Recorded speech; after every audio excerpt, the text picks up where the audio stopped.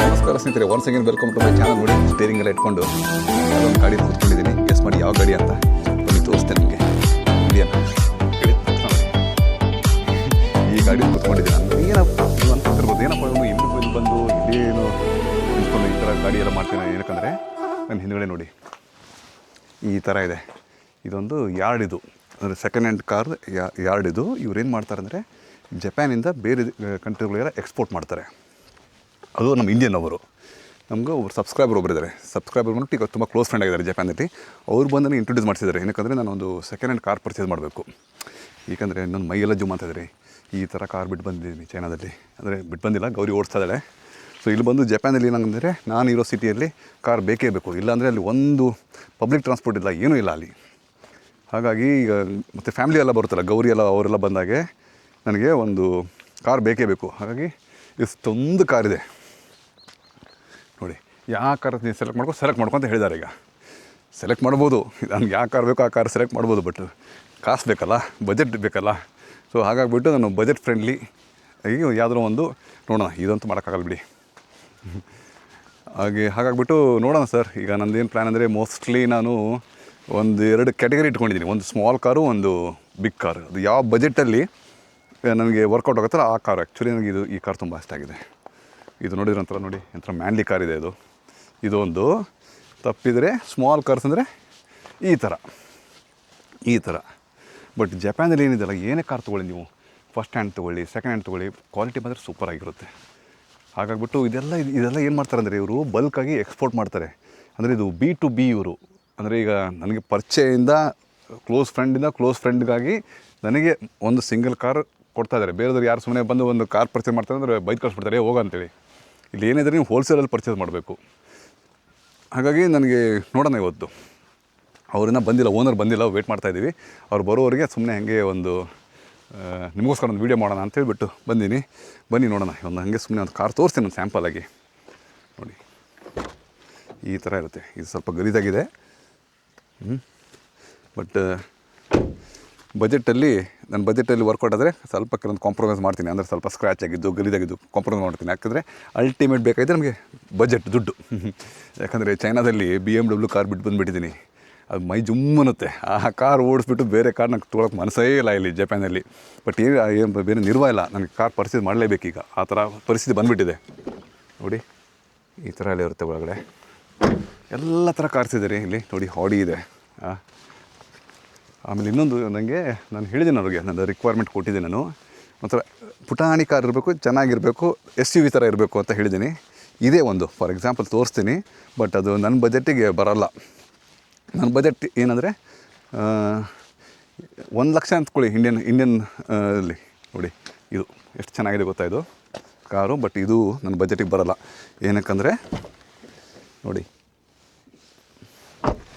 ಏನಕ್ಕಂದರೆ ಇದು ಹೊಸ ಮಾಡಲು. ಇಲ್ಲಿದೆ ನೋಡಿ, BV ಮೇರಿ ವಂಡರ್ಫುಲ್. ಸೊ ಹಾಗಾಗಿಬಿಟ್ಟು ನೋಡೋಣ. ನನ್ನ ಬಜೆಟ್ ಇಂಡಿಯನ್ ರುಪೀಸಲ್ಲಿ 1 ರಿಂದ 2 ಲಕ್ಷ ಇದೆ. ಅಷ್ಟರಲ್ಲಿ ಬಂದರೆ ಸಿಕ್ಕಿ ಶಿವ ಅಂತ ತೊಗೊಂಡೋಗ್ಬಿಡೋದು, ಮತ್ತೇನು ಮಾಡೋಕ್ಕಾಗಲ್ಲ. ಈ ಥರ ಕೊಟ್ಟಿರೋದು ವಾ ಅಂತೀನಿ, ಇಲ್ಲ ಈ ಥರ ಕೊಟ್ಟರು ಪರವಾಗಿಲ್ಲ ಓಕೆ ಅಂತೀನಿ, ಇಲ್ಲ ಇದು ಬಂದರೂ ಪರವಾಗಿಲ್ಲ ಅಂತೀನಿ. ಇದೂ ಚೆನ್ನಾಗಿದೆ ನೋಡಿ, ಎಷ್ಟು ಚೆನ್ನಾಗಿದೆ ಅದು. ಬಟ್ ಇದು ಇಲ್ಲಿ ರೇಟ್ ಹೇಗೆ ಅಂದರೆ ಅದು ಕಾರ್ ಎಷ್ಟು ಕಿಲೋಮೀಟ್ರ್ ಓಡಿರುತ್ತಲ್ಲ ಅದ್ರ ಮೇಲೆ ರೇಟು. ಜಾಸ್ತಿ ಕಿಲೋಮೀಟರ್ಸ್ ಓಡಿದರೆ ರೇಟ್ ಕಡಿಮೆ ಆಗುತ್ತೆ, ಕಡಿಮೆ ಕಿಲೋಮೀಟ್ರ್ ಓಡಿದರೆ ರೇಟ್ ಜಾಸ್ತಿ ಆಗುತ್ತೆ. ಆಮೇಲೆ ಪ್ಲಸ್ ಅದು ಯಾವ ಮಾಡಲ್ ಮೇಲೂ ಹೋಗುತ್ತೆ. ಈಗ ಒಂದು 10 ವರ್ಷದ ಮಾಡಲು ಬರೀ ಒಂದು 20,000 30,000 ಕಿಲೋಮೀಟ್ರ್ ಓಡಿದರೆ ದಟ್ ಇಸ್ ವೆರಿ ಲಕ್. ನಾವು ತುಂಬ ಲಕ್ಕಿ ಅಂತ ಹೇಳ್ಬೋದು. ಬೇಡಪ್ಪ ಒಂದು 10 ವರ್ಷದ ಕಾರ್ ಇದೆ, ಅದು ಒಂದು 2 ಲಕ್ಷ ಕಿಲೋಮೀಟ್ರ್ ಓಡಿದೆ ಅಂದರೆ ಆ ಬ್ರ್ಯಾಂಡು ಇದ್ರೂ ಪರವಾಗಿಲ್ಲ, ಬಟ್ ರೇಟ್ ಕಡಿಮೆ ಆಗುತ್ತೆ. ಸೊ ಹಾಗಾಗಿ ನಾನು ನೋಡ್ತಾ ಇದ್ದೀನಿ. ಕೆಲವೊಂದೆಲ್ಲ ಆಪ್ಷನ್ಸ್ ಇದೆ. ಕೆಲವೊಂದು ಸೆಲೆಕ್ಟ್ ಮಾಡಿದ್ದೀನಿ ನನ್ನ ಕಾರ್ನ. ಯಾವುದು ಸೆಲೆಕ್ಟ್ ಮಾಡಿದ್ದೀನಿ ಅಂದರೆ ಒಂದು ಇದು ನಿಸಾನ್ ಇದೆ, ಇದೊಂದು ಓಕೆ. ಇದ್ರ ಹಿಂದ್ಗಡೆ ಅದೇ ಇದೆ, ಲೈನ್ಗೆಲ್ಲ ಅದೇ ಇಟ್ಟಿದ್ದಾರೆ, ಎಲ್ಲ ಅದೇ ಇದೆ. ಅದು ಬಿಟ್ಟರೆ ಇದು ಕೊಟ್ಟರು ಪರವಾಗಿಲ್ಲ ನನಗೆ. ಇಲ್ಲ ಅಂದರೆ ಈ ಥರದ್ದು ಚಿಕ್ಕ ಕಾರು, ಇದೊಂಥರ ಮಿಡ್ ರೇಂಜಲ್ಲಿ ಈ ಕಾರು ಇದೆಲ್ಲ ಇದೆ ನೋಡಿ. ಇದು ಆಮೇಲೆ ಅಲ್ಲಿ ಸ್ವಿಫ್ಟ್ ಬೇರೆ ಇದೆ, ಅದೆಲ್ಲ ಇದೆ ನನಗೆ ರೇಂಜು. ಸೊ ಆ ರೇಂಜಲ್ಲಿ ನಾನು ಹುಡುಕ್ತಾ ಇದ್ದೀನಿ ಈಗ. ಬಟ್ ಅವರು ಓನರ್ ಬರಬೇಕು ನನಗೆ. ಅವರು ಇನ್ನೂ ಬಂದಿಲ್ಲ ಇಲ್ಲಿ. ಅವರು ನೋಡಿ ಜಪಾನಲ್ಲಿ 10:30 ಅಂತ ಟೈಮ್ ಕೊಟ್ಟವರು 12 ಆಯ್ತು ರೀ. ಅವರು ನಮ್ಮ ಇಂಡಿಯನ್ಸ್ ಅಲ್ಲ, ಅದಕ್ಕೆ ಅವರು ಟೈಮ್ ಸ್ವಲ್ಪ ವೇರಿ ಆಗ್ತದೆ. ಇದು ನನಗೆ ತುಂಬ ಇಷ್ಟ ಆಯಿತು. ಇದು ನೋಡಿ ಎಷ್ಟು ಚೆನ್ನಾಗಿದೆ ಇದು. ಬಟ್ ಇದು ನನ್ನ ಬಜೆಟಲ್ಲಿಲ್ಲ, ಯಾಕಂದರೆ ಇದು ಕಾಸ್ಟ್ಲಿ ಇದೆ. ಯಾಕಂದರೆ ಹೊಸ ಕಾರ್ ಇದು ಅಂತ ಹಳೆಯದಿಲ್ಲ, ನಾನು ಜಾಸ್ತಿನೂ ಓಡಿಲ್ಲ. ನೋಡಿ ಒಳಗಡೆ ಬಂದ ತಕ್ಷಣ ಅದು ಒಂಥರ ಹೊಸ ಕಾರ್ ಸ್ಮೆಲ್ ಬರುತ್ತಲ್ಲ, ಒಂಥರ ಸ್ಮೆಲ್ ಇರುತ್ತೆ. ಯಾವುದೇ ಕಾರಲ್ಲಿ ಹೊಸ ಕಾರ್ ಸ್ಮೆಲ್ ಇರುತ್ತಲ್ಲ, ಆ ಸ್ಮೆಲ್ ಬರ್ತಾಯಿದೆ ಇದರಲ್ಲಿ. ನೋಡಿ ಇದು ಎಷ್ಟು ಚೆನ್ನಾಗಿದೆ ಕಾರ್ ಇದು. ಒಬ್ಬೊಬ್ಬೊಬ್ಬೊಬ್ಬ ಏನಿದೆ ಗುರು ಇದು. ವಾ ಅಯ್ಯೋ ಹೆಂಗೆ ಓಪನ್ ಮಾಡೋದು, ಟಚ್ ಆಗುತ್ತೆ ಗೊತ್ತಾಗಲ್ಲ ಬಿಡಿ ನಮಗೆ. ಇದು ಈ ಥರದ್ದೆಲ್ಲ ಬೇಡ ರೀ ನನಗೆ ಅವ್ರು ಫ್ರೀಯಾಗಿ ಕೊಟ್ಟು ತೊಗೊಳ್ಳೋಲ್ಲ. ಯಾಕಂದ್ರೆ ಸುಮ್ಮನೆ ಮೇಂಟೆನೆನ್ಸ್ ಎಲ್ಲ ಕಿರಿಕಿರಿ ಪ್ರಾಬ್ಲಮ್.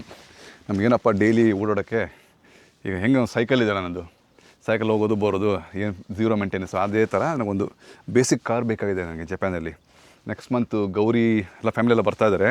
ಆಮೇಲೆ ಈ ಜಪಾನಲ್ಲಿ ಏನಂದರೆ ನೀವು ಒಂದು 2 ಜನ ಪಬ್ಲಿಕ್ ಟ್ರಾನ್ಸ್ಪೋರ್ಟೇಷನಲ್ಲಿ ಹೋಗೋದು ಅಷ್ಟೇ, ನೀವು ಕಾರ್ ತೊಗೊಂಡು ಹೋಗೋದು ಅಷ್ಟೇ. ಇನ್ಫ್ಯಾಕ್ಟ್ ಕಾರೇ ಚೀಪ್ ಆಗುತ್ತೆ ನಿಮಗೆ ಕೆಲವೊಂದು ಇದರಲ್ಲಿ. ಹಾಗಾಗಿ ನನ್ನ ಫ್ಯಾಮಿಲಿ ಬರ್ತಾಯಿದೆಯಲ್ಲ, ಗೌರಿ ಮಕ್ಕಳೆಲ್ಲ ಬರ್ತಾಯಿದ್ದಾರೆ. ಹಾಗಾಗ್ಬಿಟ್ಟು ನಮ್ಮ ಕಾರ್ ಬೇಕೇ ಬೇಕು. ಯಾಕಂದ್ರೆ ನಾನು ಎಷ್ಟು ದುಡ್ಡು ಖರ್ಚು ಮಾಡ್ತೇನಲ್ಲ, ಅದು ಆ ದುಡ್ಡಲ್ಲಿ ನನ್ನ ಕಾರಲ್ಲಿ ಬಂದುಬಿಡುತ್ತೆ. ನೋಡಿ ಇದು ಇದೆ ನೋಡಿ ಇವ್ರ ಹತ್ರ. ನೋಡಿ ಹೆಂಗಿದೆ ಇದು. ಬನ್ನಿ ಒಂದು ಕೂತ್ಕೊಂಡು ಟ್ರಕ್ಕಲ್ಲಿ ನೋಡೋಣ. ನಾನು ಫಸ್ಟ್ ಟೈಮ್ ನೋಡಿ ಒಂದು ಟ್ರಕ್ದು ನೋಡಿ ಹೆಂಗಿದೆ ನೋಡಿ ಇದು. ಓಪನ್ ಆಗುತ್ತಾ ಇದು? ಇಲ್ಲ, ಡೋರ್ ಲಾಕ್ ಇದೆ. ಯಾವುದೋ ಇದೇನಾ ಶಿರೀಶ್ ಟ್ರಕ್ ಇದನ್ನ? ಸುಮ್ಮನೆ ಹಂಗೆ ಓಪನ್ ಮಾಡಿ ನೋಡೋಕ್ಕೆ ಅವರೇ ಶಿರೀಶ್ ಅಂತ.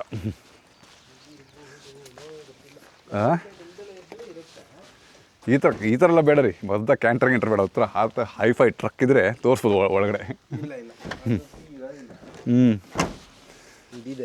ಇನ್ನೊಂದ್ಸಲ ನನಗೆ ಹಾಯ್ ಅಂತ ಹೇಳ್ಬಿಟ್ಟು ಒಂದು ಇಂಟ್ರಕ್ಷನ್ ಹೇಳ್ಬಿಡಿ ಶಿರೀಶ್.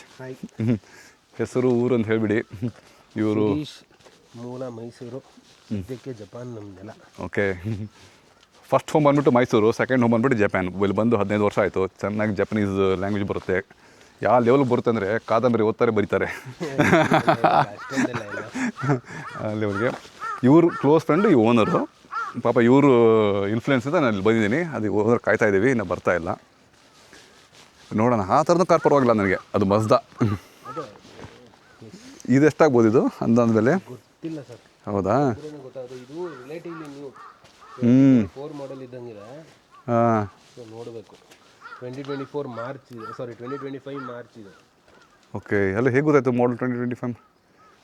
ಅಲ್ಲಿ ಗೊತ್ತಾಗುತ್ತೆ ನಿಮಗೆ. ಈ 9 ಇದೆಯಲ್ಲ, ಇದು ರೈವಾ 9. ಸೊ 2024 ಮಾರ್ಚ್, ಸಾರಿ 2024 ಮಾರ್ಚ್. ಓಕೆ. ಸಿಲ್ಲು ಕೂಡ ಬರಲಿದೆ. ಇದರಲ್ಲೂ ಇದೆ. ಓಕೆ, ಇದು ಚೆನ್ನಾಗಿದೆ. ಹತ್ರ ಹೊಸದಿದೆ ಇದು. ಅದು ಕಾರ್ ಸ್ಮೆಲ್ ಬರುತ್ತೆ, ಹೊಸ ಕಾರ್ ಸ್ಮೆಲ್ ಇದೆಯಲ್ಲ, ತುಂಬ ಇಷ್ಟ ನನಗೆ ಆ ಸ್ಮೆಲ್ಲು. ಇದು ಚೆನ್ನಾಗಿದೆ ನೋಡಿ. ಡ್ಯಾಶ್ ಬೋರ್ಡ್ ಯಾವ ಥರ ಇದೆ, ಚೆನ್ನಾಗಿದೆ. ಹಿಂದ್ಗಡೆ ನೋಡಿ ಸೀಟ್ ಫೋಲ್ಡ್ ಮಾಡಿದರೆ ಆರಾಮಾಗಿ ಒಬ್ಬರು ಅಂದರೆ ಫುಲ್ ಸ್ಟ್ರೆಚ್ಚಾಗಿ ಮಲ್ಗೋಕೆ ಬರೋಲ್ಲ. ಓಕೆ, ಅಡ್ಜಸ್ಟ್ ಮಾಡ್ಕೋಬೋದು ಆ ಥರ. ಈ ಥರ ಸಿಕ್ಕರೆ ನನ್ನ ಬಜೆಟಲ್ಲಿ ಚೆನ್ನಾಗಿರುತ್ತೆ ಫ್ಯಾಮ್ಲಿ ಕಾರ್ಗೆ. ಅಲ್ಲೊಂದು ಕಾರ್ ನೋಡಿದೆ ನಾನು, ತುಂಬ ಚೆನ್ನಾಗಿದೆ. ಅದು ತೋರಿಸ್ತೇನೆ ಬನ್ನಿ. ಆ ಕಾರ್ನಿಗೆ ಅದು ಸಿಕ್ಕರಂತೂ ಕಷ್ಟ ಅಲ್ಲಿ ಹೋಗೋದು. ಇಲ್ಲಿ ಅಲ್ಲಿದೆ ಅಂದರೆ ಈ ಕಡೆಯಿಂದ ಹೋಗಬೇಕು. ಅದೇ ನಿಸಾನ್ ಇದೆಯಲ್ಲ, ಅದು ಚೆನ್ನಾಗಿದೆ. ಅದು ಇಲ್ಲಿ ಈ ಸೈಡ್ ಮಾತ್ರ ಹೋಗ್ಬೋದು ನೋಡಿ. ಇದು ಚೆನ್ನಾಗಿ. ಈ ಥರ ಕಾರ್ ಆದರೆ ತುಂಬ ಇಷ್ಟ. ಈ ಥರ ಸೀರೀಶ್ ನನಗೆ ಈ ಥರ ಕಾರ್ ತುಂಬ ಇಷ್ಟ. ಇದೊಂಥರ ಡಾನ್ ಕಾರ್ ನೋಡಿ. ಇದೊಂದು ಇದೆ ನನ್ನದು ಪ್ಲ್ಯಾನ್, ಸ್ವಿಫ್ಟ್ ಕಾರ್. ಏನಕ್ಕಂದರೆ ಇಂಡಿಯಾದಲ್ಲಿ ನಮ್ಮ ಅಣ್ಣ ಹತ್ರ ಸ್ವಿಫ್ಟ್ ಕಾರ್ ಇದೆ ಇಂಡಿಯಾದಲ್ಲಿ. ಹೌದಾ? ಹೊಸ ಕಾರ್ ಹಂಗಾರಿದು ನೋಡಿ. ಇದು ಚೆನ್ನಾಗಿದೆ. ಥರ ಹೆಂಗಿದೆ ಅಂದರೆ ಒಳಗಡೆ ಸ್ವಲ್ಪ ಇಲ್ಲಿ ತುಂಬ ಇಕ್ಕಟ್ಟಾಗಿದೆ. ಇದರಲ್ಲೇ ಡೋರ್ ಓಪನ್ ಮಾಡ್ತೀನಿ, ನೋಡೋಣ. ನೋಡಿ ಇದು ಚೆನ್ನಾಗಿದೆ ಸರೀಶ್. ಇದು ಒಳಗಡೆ ಸ್ವಲ್ಪ ಹಳೇದಿದೆ. ನನ್ನ ಬಜೆಟಲ್ಲಿ ಬಂದರೂ ಪರವಾಗಿಲ್ಲ. ಇದನ್ನ ಈ ಕಾರ್ನ ಎತ್ಬೋದು. ಓಕೆ. ಅವ್ರು ಬಂದರು, ಯಾರು ಬಾಸ್ ತಾನೇ ಅವರು. ಅವ್ರು ಹೇಳಿದರು, ನನ್ನ ಪ್ರೈಸ್ ಎಲ್ಲ ಹೇಳಿದರು. ಇಂಡಿಯನ್ ರುಪೀಸಲ್ಲಿ 1.5 ಲಕ್ಷಗೆ 1.5 ರಿಂದ 2 ಲಕ್ಷದಲ್ಲಿ ಒಂದು ಒಳ್ಳೆ ಕಾರ್ ರೆಕಮೆಂಡ್ ಮಾಡಿದ್ದಾರೆ. ಸ್ವಲ್ಪ ಟೈಮ್ ತೊಗೊತೇನೆ ನಾನು. ಟೈಮ್ ತೊಗೊಂಡು ಏನಂತಾರೆ ಸರೀಶ್ ನೀವು? ಸರ್, ಅವರು ಜೂಕಿಗೆ ಹೇಳಿದ ಕಾಸ್ಟ್ಗೆ I think good one. Because ನೀವು KG ದೋಷ ಅಂದರೆ ಸ್ಮಾಲ್ ಕಾರ್ ಇದೆಯಲ್ಲ ಅದನ್ನು 1.5 ಲಕ್ಷ ಹತ್ತತ್ರ ಓಡಿರೋದಕ್ಕೆ ಕೊಡೋ ಕಾಸ್ಟಿಗೆ if you are getting SUV I think it is good one. ಅಲ್ಲ ಇವ್ರ ಹತ್ರ ಅದು ಜಪಾನಲ್ಲಿ ಕೆ ಕಾರ್ ಅಂದರೆ ಅದೊಂದು ಇಂಡಿಯಾದಲ್ಲಿ ನ್ಯಾನೋ ಅಂತ ಬರುತ್ತಲ್ಲ ಅದೇ ಆ ರೇಂಜಲ್ಲಿ ಕೆ ಕಾರ್ ಅಂತ ಹೇಳ್ತಾರೆ ಜಪಾನಲ್ಲಿ. 3.3 ಮೀಟರ್ಸ್ಗಿಂತ ಸಣ್ಣ ಇರೋದು 3.3 ಮೀಟರ್ಗಿಂತ ಚಿಕ್ಕದಿರುತ್ತೆ. ಆಮೇಲೆ 600 cc ಇರುತ್ತೆ ಅದು ಇಂಜಿನ್ ಬಂದ್ಬಿಟ್ಟು. ಇದು 2 ಕಂಡೀಷನಲ್ಲಿ ಅದು ಕೆ ಕಾರ್ ಅಂತ ಹೇಳ್ತಾರೆ. ಬಟ್ ಇವ್ರ ಹತ್ರ ಕೆ ಕಾರ್ಸ್ ಇಲ್ಲೇ ಇಲ್ಲ ಇಲ್ಲಿ. ಕೆ ಕಾರ್ಸ್ ಇಲ್ಲ. ಬೇಸಿಕಲಿ ಇವ್ರದೆಲ್ಲ ಎಕ್ಸ್ಪೋರ್ಟ್ ಆಗೋದ್ರಿಂದ so they don't get the key cars. ಯಾಕೆಂದರೆ ಕೀ ಕಾರ್ಸ್ನ ಎಕ್ಸ್ಪೋರ್ಟ್ ಮಾಡ್ಲಿಕ್ಕೆ ಆಗೋದಿಲ್ಲ. ತುಂಬ ಕಂಟ್ರೀಸು ಬಿಲೋ 1500 cc ಇರೋದನ್ನು ತೊಗೊಳೋದಿಲ್ಲ, ಇನ್ಕ್ಲೂಡಿಂಗ್ ಇಂಡಿಯಾ. ಅದಕ್ಕೋಸ್ಕರ ಅವ್ರು ಎಕ್ಸ್ಪೋರ್ಟ್ ಮಾಡೋದಿಲ್ಲ. ಇದೆಲ್ಲ ಯಾರ್ಡೆಲ್ಲ ಅದೇ ಅಲ್ಲ ಇಲ್ಲಿ? ಕಂಪ್ಲೀಟ್ ಇಲ್ಲಿ ನೋಡಿ ಮುಂದೆ ಇದು ಎಲ್ಲೋ ಬೋರ್ಡ್ ಇದೆಲ್ಲ ಇದು ಕೆ ಕಾರ್. ಇದು ಕೆ ಕಾರ್ ಎಲ್ಲೋ ಬೋರ್ಡ್ ಇರುತ್ತೆ, ಅದು ಕೆ ಕಾರ್.